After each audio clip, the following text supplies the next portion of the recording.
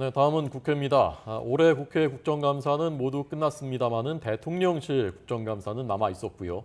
윤석열 정부 뒤 첫 대통령실 국정감사죠. 잠시 뒤에 시작된다고 합니다. 이태원 참사 책임과 대통령실 이전 의혹 등 여러 가지 현안을 놓고 여야의 치열한 공방이 예상되고 있습니다. 국회에 나가 있는 취재기자 연결해서 알아보겠습니다. 엄윤주 기자. 네, 국회입니다. 네, 이태원 참사로 한 차례 연기됐던 대통령실 국정감사가 진행이 되는데 어떤 부분이 쟁점이 될까요?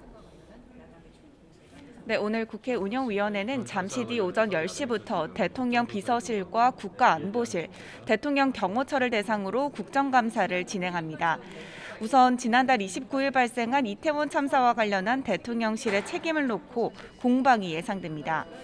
민주당은 정부 책임론을 앞세워 경찰의 부실 대응을 지적하는 동시에 이상민 행정안전부 장관과 윤익은 경찰청장의 경질을 촉구할 것으로 보입니다. 반면 국민의힘은 윤석열 대통령과 이번 참사의 연결고리 차단에 주력하는 한편 일선 경찰의 참사 부실 대응은 추궁한다는 계획입니다. 야당은 또 대통령실 관저 이전 관련 의혹과 윤석열 대통령의 비속어 논란, 김건희 여사 관련 의혹도 꺼내들며 총공세에 나설 예정입니다. 이런 가운데 이태원 참사 국정조사를 둘러싼 여야의 입장차도 여전합니다. 앞서 민주당이 국민의힘에 제시한 이태원 참사 국정 관련 국정조사 수용 마지노선이 오늘이었는데 박홍근 원내대표는 아침 회의에서 끝내 국민의힘이 거부하더라도 정의당과 무소속 의원들과 함께 내일 국정조사 요구서를 제출하겠다며 다시 한번 압박에 나섰습니다.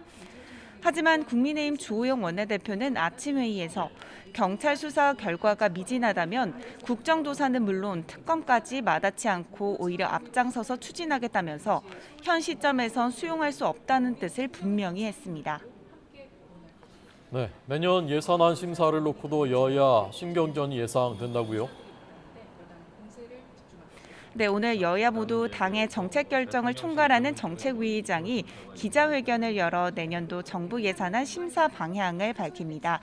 2010년 이후 처음으로 전년보다 축소된 내년도 예산안을 두고 기싸움이 펼쳐질 것 같은데요. 국민의힘은 지난 정부가 재정을 방만하게 운영했다고 지적하면서 재정 건전성과 민생 경제 활력에 초점을 맞춰 예산 확보에 총력을 기울일 방침입니다. 이에 대해 민주당은 약자에게 인색한 비정한 예산이라고 규정하고 송고 심사를 벼르고 있습니다. 다음 달 초까지 내년도 예산안을 심의해 의결해야 하는 점을 고려하면 여야의 날선 대립으로 법정 시한 내 처리가 쉽지 않을 것으로 보입니다. 지금까지 국회에서 YTN 엄윤주입니다.